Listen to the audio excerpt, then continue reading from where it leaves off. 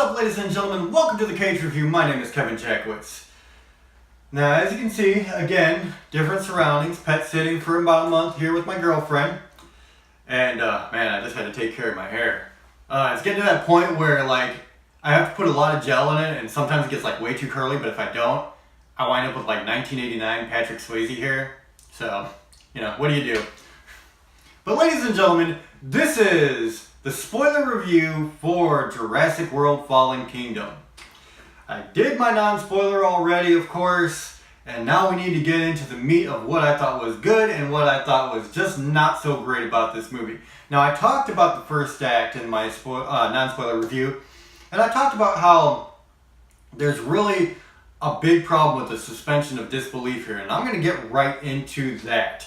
Because I think for me, this was the worst part of the movie, and it was what really sold me on how bad the writing is. It's just not very well thought out anymore in movies.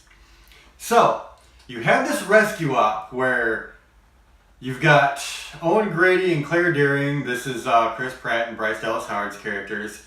And they're on this rescue mission to save the dinosaurs because there's this volcano that's going to explode and they're going to become extinct again. Now, the explosion is the problem because this happens right away in the movie. They round up the main characters and then they immediately go to the island and there's the rescue op.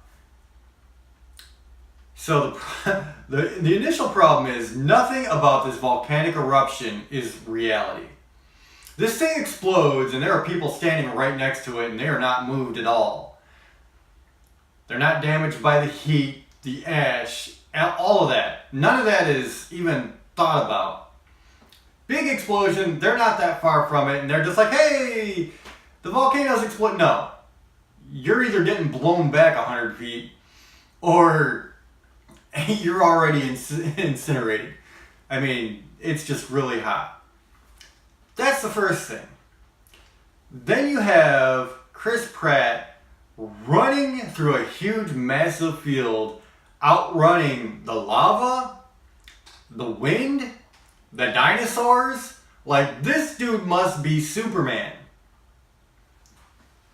Then you get the next part. One of my personal favorite touches that they just clearly did not think about. Everybody's jumping into the water! The dinosaurs, this little round thing that they travel in. But Chris Pratt is on foot and he jumps over the cliff into the water. And he's perfectly fine. Even though there's lava being poured into the water. Now let me educate you on what happens when lava hits water. The water first starts to boil. If you're close enough around that lava, it boils. And I promise you can't jump that far away to not be in really hot water. That's the first thing. It also releases noxious gases. So there's a big problem with that. There's a really big problem with that because we're not talking like one little lava trickle. Okay, we're not talking one little spout. We're talking lava pouring into the water. A volcano just erupted. So that's another thing that just didn't really make any sense to me. And the whole time you're watching this, like, you know, like I said, it's a fantastical movie. You have dinosaurs, you're dealing with stuff that's just not reality. We get that. But there are ways to make things that are not quite reality seem at least a little bit more real. And in this case, they didn't even try to think it out. So the first act, I was just sitting there the whole time like, no. And like that was literally my thought process while I'm watching this. And I'm not the type of guy to just sit there and tear apart movies and try to figure out what's wrong with it. But when it's that obvious, you're just like, okay, man, this is not working for me. It's just not working for me. Now, I've already talked about how Bryce Dallas Howard and Chris Pratt, they did fine with what they had, but it was nothing that you haven't seen 100 times before in a movie. You know, separated lovers, one's quite the prude, the other's the exact opposite, one's trying to figure out why the other one's such a prude, blah, blah, blah, trying to pull her out of herself. It's overdone. Very cliched. Jeff Goldblum, he isn't there very long. He's Jeff Goldbluming all over the place while he's there. Said some very, very good lines for this movie. B.D. Wong, who I absolutely used to love in SVU, my girlfriend watched that all the time. But he was just there. Nothing spectacular about it. Same thing with Toby Jones, who is a great actor. Nothing really special about that. It was cool to see James Cromwell. But again, I mean, every one of these characters just felt like they were there. There was nothing grandiose about any of it. I think one of the biggest confusing casting points for me was you got Geraldine Chaplin, who was Charlie Chaplin's daughter, Charlie Chaplin, and she's used for like 10 minutes and then excused from the movie. I thought it was a big waste of time. Did not understand that at all as far as casting goes. One of the key points here in this movie that they're trying to get is these guys are, all cloned. All of them. And the basic topic is, should cloned life, now that it is alive, be considered life?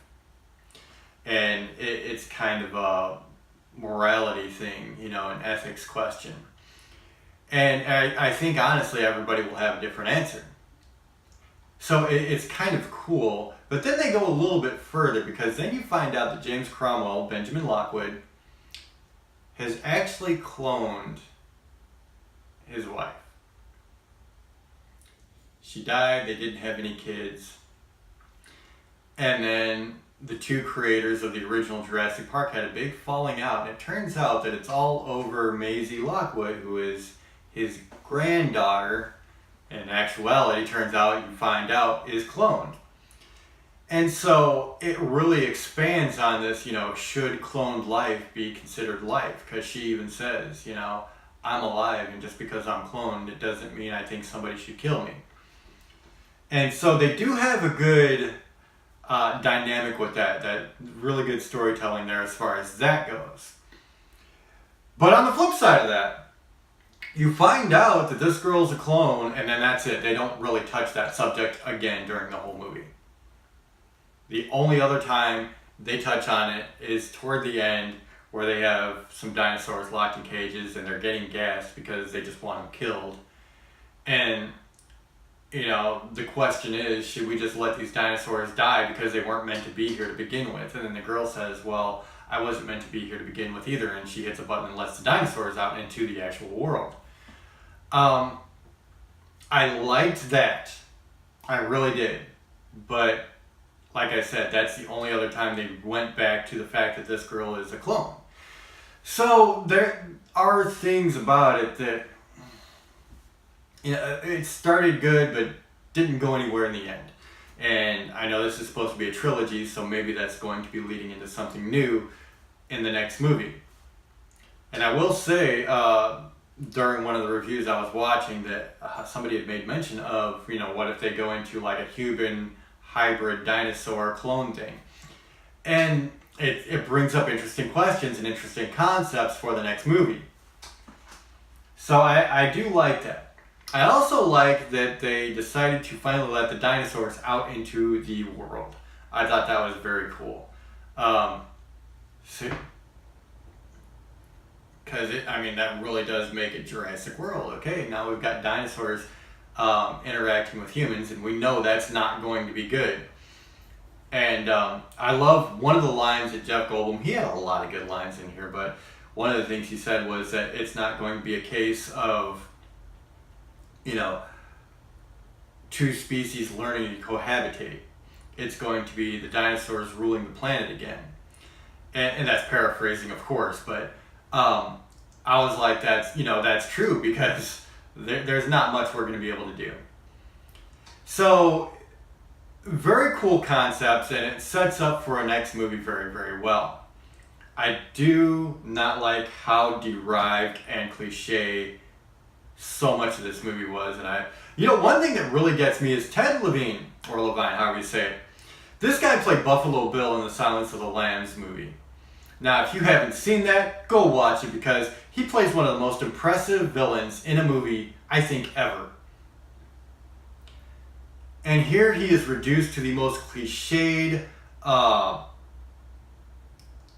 cash warmonger, you know, it's like maybe general type, that's old, gruff, you know, the whole cliche bit, just like the guy you saw in Avatar. And it's just like, come on, guys.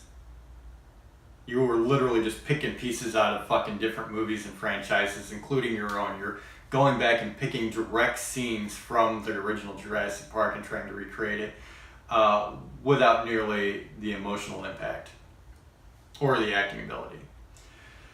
So, I mean, it was fun. It was a fun ride, but you have to be able to just let it be that. You can't try to invest in the intelligence of the script here because it's not there.